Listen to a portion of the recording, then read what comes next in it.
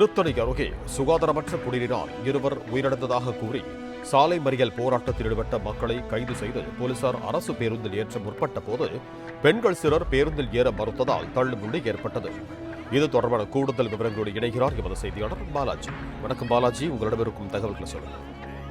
வணக்கம். திருவள்ளூர் மாவட்டம் திருத்தணி அருகே கரளப்பாக்கம் ஊராட்சியில் மேல்நிலை நீர்த்தேக்க தொட்டி குடிநீரை குடித்ததால் அப்பகுதியில் மக்களுக்கு வயிற்றுப்போக்கு, வயிற்று வலி, வாந்தி, மயக்கம் உள்ளிட்டவை பாதிப்புகள் ஏற்பட்டுள்ளதாகவும் இதன் காரணமாக 2 பேர் உயிரிழந்துள்ளதாக கூறி அப்பகுதி மக்கள் காலை முதல் சாலை மறியல் போராட்டத்தில் ஈடுபட்டு வரும் நிலையில் பஞ்சாயத்து நிர்வாகம் மற்றும் வருவாய்த்துறையினர், காவல்துறையினர் உள்ளிட்டோர் பொதுமக்களிடம் நடத்திய பேச்சுவார்த்தையில் தோல்வி ஏற்பட்டு பொதுமக்கள் சாலை நடுவே சார்மினார் பந்தலை போட முயன்றதால் போராட்டக்காரர்களை காவல்துறையினர் தடுத்து நிறுத்திய நிலையில் போராட்டக்காரர்களுக்கும் போலீசாருக்கும் கடும் வாக்குவாதம், தள்ளுமுள்ளு ஏற்பட்டது. சுமார் 6 மணி நேரமாக தொடரும் சாலை மறியல் போராட்டத்தில் ஈடுபட்ட ஊர் மக்களையும் தமிழக வெற்றிக் கழகம் மற்றும் தலித் அமைப்புகளைச் சேர்ந்த 40க்கும் மேற்பட்டோரை போலீசார் தடுத்து நிறுத்தி அதிரடியாக கைது செய்து பேருந்தில் ஏற்ற முற்பட்ட போது அவர்களை ஏற்ற விடாமல் அப்பகுதி மக்கள் தடுத்து நிறுத்தியதால் காவல்துறையினருக்கும் பொதுமக்களுக்கும் தள்ளுமுள்ளு ஏற்பட்டு பரபரப்பு நிலை வருகிறது.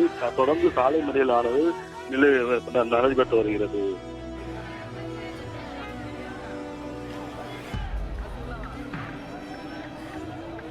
நன்றி பாலாஜி, உங்கள் தகவல்களுக்கு.